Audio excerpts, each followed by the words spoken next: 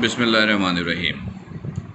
Students, chapter number 13 current electricity में इसके दूसरे सेगमेंट्स में हम लोग सबसे पहले effect of temperature on resistance को देखते हैं। याद रखिएगा, एक सिंपल सा एमसीक्यू ये बनता है कि अगर किसी भी कंडक्टर का टेम्परेचर हम इंक्रीज़ कर दें तो बताइए उसके रेजिस्टेंस पे क्या फ़र्क पड़ता है। तो याद रखिएगा स्टूडेंट्स, रेजिस्टेंस किसी भी कंडक्टर का टेम्परेचर के डायरेक्टली प्रोपोर्शनल होता है। जितना ज़्यादा टेम्परेचर होगा रेजिस्टेंस भी इतना ज़्यादा होगा।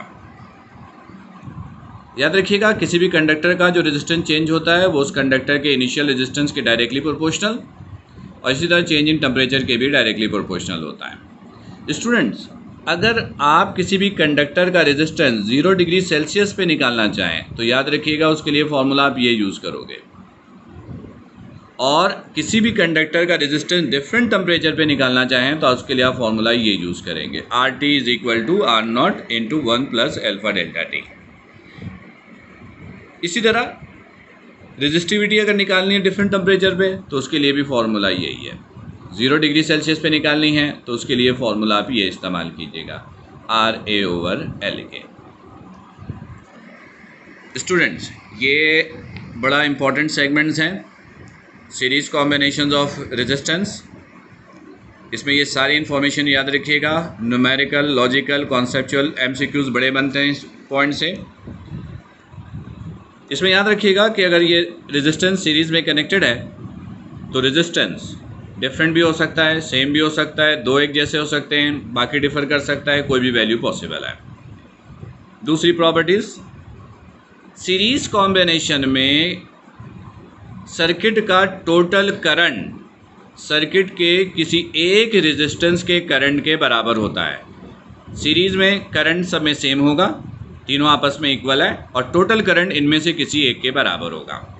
सीरीज़ कॉम्बिनेशन में अगर आपको टोटल वोल्टेज निकालना हो तो आप सारे रेजिस्टेंस के वोल्टेजेस को क्या कर दोगे, प्लस करोगे तो आपको क्या मिल जाएगा, टोटल वोल्टेज मिलेगा। ठीक, इसी तरह स्टूडेंट्स, अगर आपको सीरीज़ कॉम्बिनेशन में टोटल रेजिस्टेंस निकालना हो तो उसके लिए फॉर्मूला आपके पास ये है, R is equal to R1 plus R2 plus R3। ठीक है, ये थी सीरीज़ कॉम्बिनेशंस की प्रॉपर्टीज़। हम इन इंफॉर्मेशन के बेसिस पर इसके एमसीक्यूज़ को डिस्कस करेंगे आगे के सेगमेंट्स में। फ़िलहाल हम आपको चैप्टर का रिव्यू दे रहे हैं, इन्फॉर्मेशन दे रहे हैं। वो एमसीक्यूज़ जो इन्फॉर्मेशन के बेसिस पर बन सकती हैं वो तमाम एमसीक्यूज़ हम लोग यहाँ पे डिस्कस कर रहे हैं। इसी तरह ये पैरेलल कॉम्बिनेशन ऑफ रेजिस्टेंस है। सीरीज़ कॉम्बिनेशन हो या पैरेलल कॉम्बिनेशन हो, रेजिस्टेंस एक जैसा हो सकता है, डिफरेंट हो सकता है, उसकी कोई पाबंदी नहीं है। दो एक जैसे हो सकते हैं, बाकी डिफर कर सकते हैं। करंट, पैरेलल कॉम्बिनेशन में अगर करंट निकालना हो तो टोटल करंट सारे रेजिस्टेंस के करंट के सम के बराबर होगा, I is the total current. इस तरह अगर अब टोटल वोल्टेज निकालना हो तो पैरेलल कॉम्बिनेशन वोल्टेज सेम होगा और voltage, total voltage in resistance के किसी एक वोल्टेज के बराबर होगा। V1, V2, V3 इक्वल होगा और टोटल वोल्टेज इनमें से किसी एक के बराबर होगा। और स्टूडेंट्स, अगर टोटल रेजिस्टेंस निकालना हो तो उसके लिए ये फॉर्मूला है, 1/R is equal to 1/R1 plus 1/R2 plus 1/R3।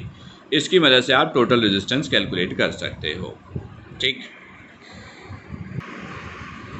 Students, इस चैप्टर का जो एक बहुत इम्पॉर्टेंट सेगमेंट है वो है इलेक्ट्रिक पावर। पहले मैं आपको इसकी इन्फॉर्मेशन दे दूं, फिर हम लोग इसके एमसीक्यूज़ को डिस्कस करेंगे। स्टूडेंट्स देखिए, इलेक्ट्रिक पावर की सिंपल सी डेफिनेशन है, rate of doing work in an electric field is called electric power. Power को P से लिखा W/T।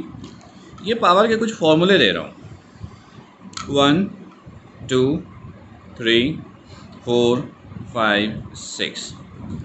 इन तमाम फॉर्मूले से न्यूमेरिकल टाइप के एमसीक्यूज़ बहुत बनते हैं, और न्यूमेरिकल टाइप के एमसीक्यूज़ अटेम्प्ट करने के लिए इनमें से कोई भी फार्मूला हम यूज़ कर सकते हैं।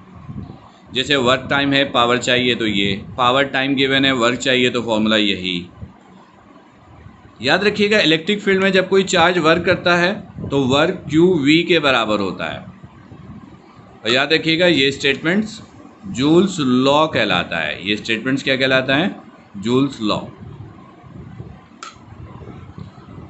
इसी तरह पावर का एक formula I V, current resistance की फॉर्म में I square R, voltage resistance की सूरत में वी स्क्वायर ओवर आर, और एनर्जी की फॉर्म में एनर्जी ओवर टाइम।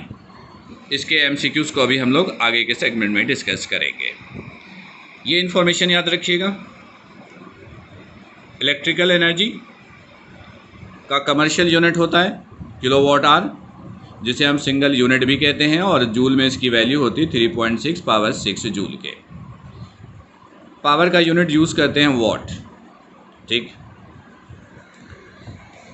स्टूडेंट्स, ये एक सेगमेंट है इलेक्ट्रोमोटिव फोर्स। ये क्या होता है?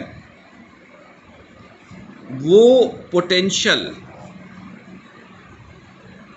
जिसमें जब इलेक्ट्रॉन चार्ज मूव करता है किसी इलेक्ट्रिकल डिवाइसेस के एक टर्मिनल से दूसरी टर्मिनल की तरफ। जैसे फॉर एग्जांपल, अगर आपके पास बैटरी है, बैटरी के दो टर्मिनल्स होते हैं, माइनस प्लस।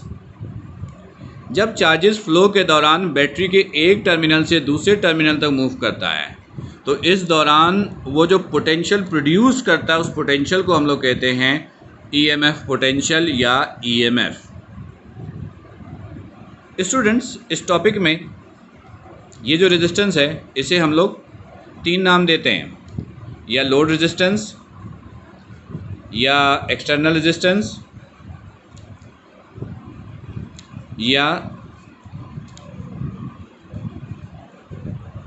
Terminal resistance. यानी इनमें से कोई भी नाम आप इस्तेमाल कर सकते हैं। इसी तरह ये जो रेजिस्टेंस है, वायर का रेजिस्टेंस, इसे हमने इंटरनल रेजिस्टेंस स्मॉल आर रखा है। स्टूडेंट्स, इंटरनल रेजिस्टेंस आप किसको कहते हो? किसी भी इलेक्ट्रिकल डिवाइस का अपना जो भी रेजिस्टेंस होता है, जो नॉर्मल सिचुएशन में नेग्लिजिबल होता है, अगर आप उसे कंसीडर करो तो उस रेजिस्टेंस को आप इंटरनल रेजिस्टेंस कहोगे। इस एग्जांपल में ये बैटरी है, ये वोल्टेज सप्लाई कर रहा है ई, इंटरनल रेजिस्टेंस है आर, तो इंटरनल वोल्टेज बन जाएगा आपके पास वी डैश, और ये एक्सटर्नल वोल्टेज हो जाएगा, इसे आप कैपिटल वी कहें। ये वोल्टेज सप्लाई कर रहा है, ये दोनों वोल्टेज कंज्यूम कर रहे हैं, लिहाजा यहाँ पे इनके दरमियान रिलेशन देखें तो ई इक्वल हो जाएगा वी डैश प्लस वी के। According to Ohm's law V is equal to I R, तो वी डैश हो जाएगा आई आर, ये as it is copy, V की जगह आई कैपिटल आर, ये रेजिस्टेंस कैपिटल आर, कॉमन लिया आई। ये ईएमएफ मालूम करने का फॉर्मूला आया। स्टूडेंट्स, ये वो तमाम इन्फॉर्मेशन थी चैप्टर नंबर 13 से रिलेटेड, जिसके बेसिस पर हम लोग एमसीक्यूज़ को अटेम्प्ट करेंगे। स्टूडेंट्स, इस चैप्टर के एमसीक्यूज़ दो सेगमेंट में डिस्कस करेंगे। एक सेगमेंट होगा जो लॉजिकल बेस होगा, कंसेप्चुअल बेस होगा, जिसकी बेसिस पर एमसीक्यूज़ अटेम्प्ट करेंगे।